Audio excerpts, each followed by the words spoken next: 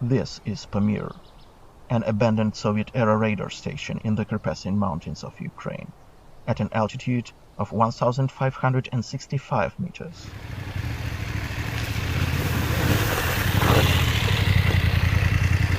Traveler and reporter Neale Bayly and photographer Kieran Ridley tackled 15 kilometers of challenging mountain road to see this Cold War-era installation.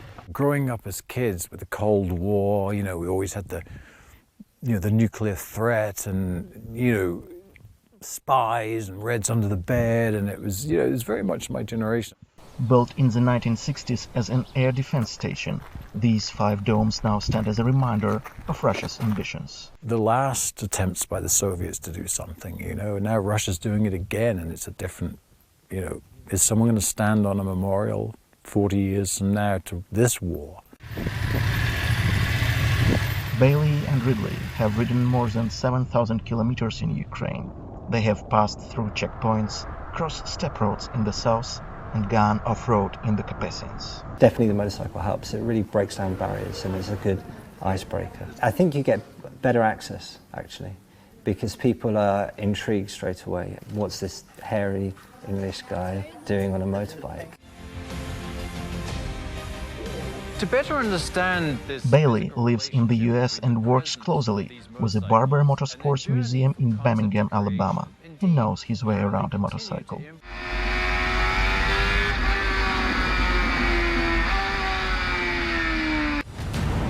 I'm Neale Bayly, motorcycle journalist and philanthropic adventure traveler. Bayly has been traveling the world on motorcycles for over 20 years, raising funds for charity through his non-profit Wellspring International Outreach Foundation.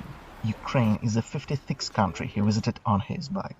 These experiences have allowed us to see something completely different. I wasn't watching this on social media and the news before I came.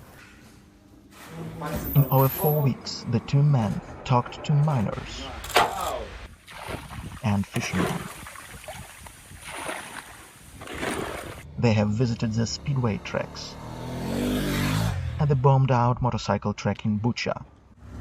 They have met farmers near Odessa and soldiers undergoing rehabilitation near Lviv. They talked with children who found refuge in a monastery and met patients at the children's hospital.